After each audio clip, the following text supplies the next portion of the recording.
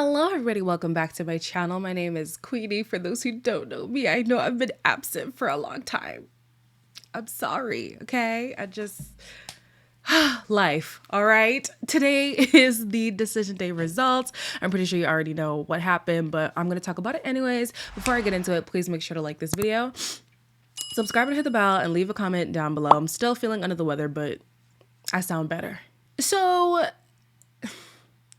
the episode starts with a lot of fluff. Honestly, I skipped through a lot of it. However, one thing that stood out to me was George talking to his parents, and they call him out on his insecurities. I've never been in a relationship where it hasn't left scars at the beginning. You can't go through life carrying this fear of not opening up. It's very hard being involved with someone who's got trust issues like you. It's never been the children that have been the problem. It's been you. You know, Mama George, I don't know if I didn't understand you the first time, but you were absolutely right. I definitely agree with you this time. The time before, I felt like they were coddling their son, basically saying like, oh, he's been through so much, you have to be gentle with him, which is true. However, his healing is up to him. It's not your fault that you have trauma, but it's up to you to find healing, you know? So the fact that they were like, no, the kids are not the reason why, you're timid. The people who you date is not the reason why you're timid. It's you. You need to go and sort out the issues that you've gone through because you're projecting onto other people. Yes, mama. Okay, maybe we misunderstood each other before, but we definitely understand each other now. When it comes to the actual vow renewal, oh my gosh, my nose is so freaking stuffy.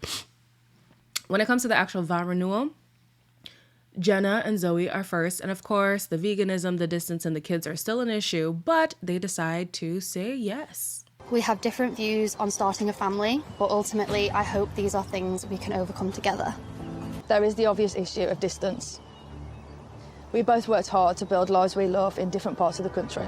When I think about my future, I hope that you're in it, and we continue to grow.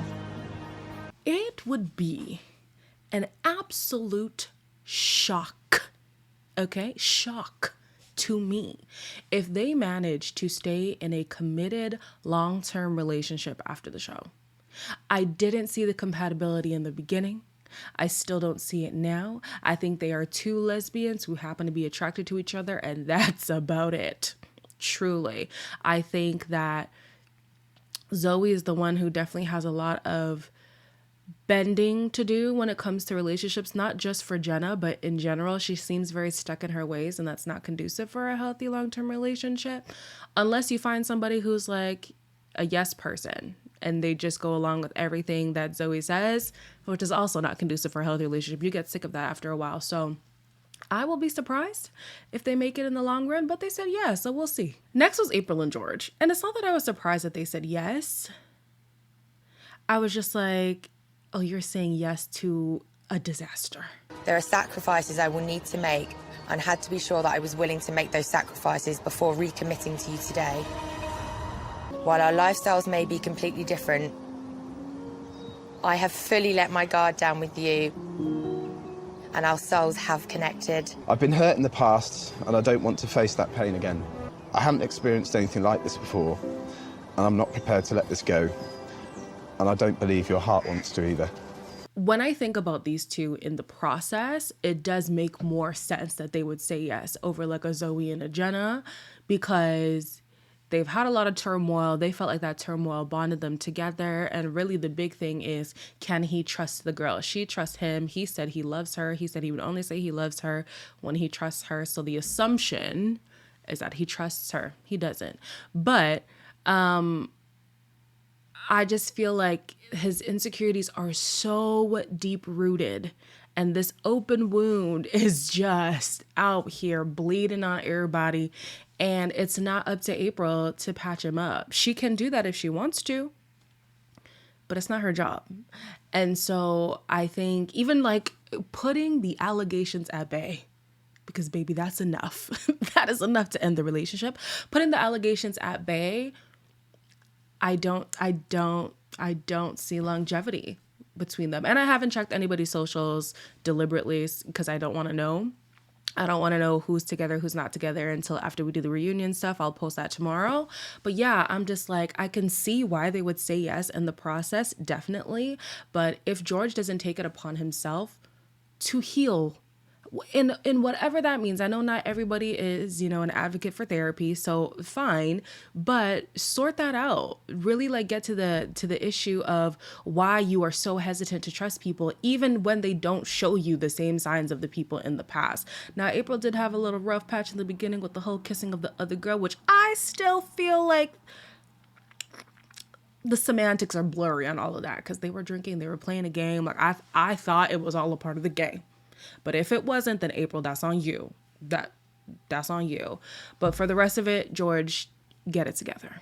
So Jonathan and Sophie are next. And Jonathan, this whole episode was having a theme of him not being sure, him believing that Sophie is more into this relationship than he is. But he still decides to say yes. Most of the challenges we've faced are down to others' opinions and input and how different we are. I can say for sure that whenever we faced challenges, we always came back stronger. Trust, safety, friendship, happiness, but also passion, lust, desire, and that feeling like nothing else matters but the person in front of me. I wasn't feeling that with you. Throughout our marriage, we faced struggles, often down to me and the negativity I have drawn towards myself and our relationship. But I do feel we have a great foundation. At the very least, I know I have a friend for life, but I'd like to think, in time, we can be much more. I will admit that I had the complete wrong impression of Sophie. I thought she was going to be stuck up. I thought she was going to be snobby. I thought she was going to act really posh because of, her family and what she does for work and all that stuff. Completely off base. Maybe not completely, but definitely in comparison to Jonathan, completely off base. He is very stuck up and he's very stubborn. And it makes you wonder, why sign up for this process if you knew you were such a hard nut to crack?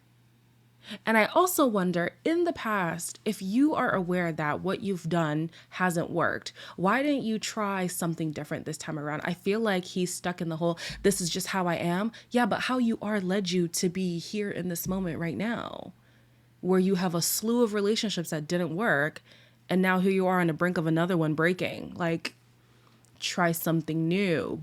Be someone else. Not be someone else, but y'all know what I mean, Jonathan, for the sake of any relationship, not even a relationship with Sophie, he's going to need to do a lot of self-work, a lot of self-reflection, be more personable, be more considerate of people's feelings, be more mindful of the way things come off when he says it, and also be aware that not every opinion needs to be voiced.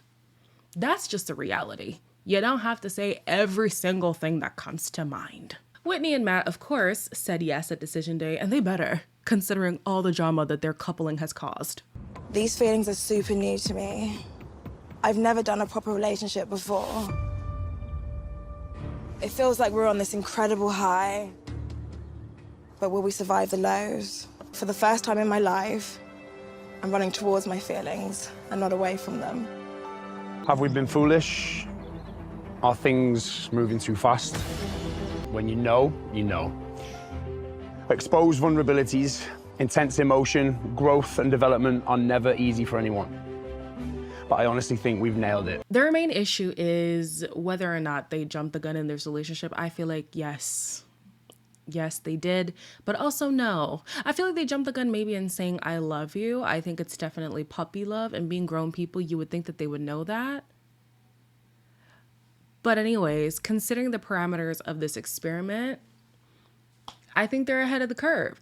They had chosen each other actively, so the feelings that they have for each other could be deemed as more genuine because it was an active pairing for them rather than just letting other people choose their pairing for them, and then they end the process saying like I love you. It's like, do you though? Do you really? So yeah, I don't know. I'm wishy-washy with them in terms of like, is this real love at this point? Not quite sure. Still rooting for them though. I definitely think that this pairing is better than either pairings that they were in prior to them getting together. So I can see the potential, and we'll just have to see how long it lasts. Last but not least is our golden couple, Shanita and Jordan, who of course decided to stay together.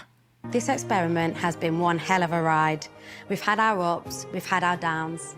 Sometimes I've wanted to scream, but we've chosen to enjoy this ride to its fullest, and we grew stronger because of it. I know you want reassurance from me, that I'm ready to open my heart and my life to you as fully as possible. I'm ready to give you all the reassurance you want and deserve.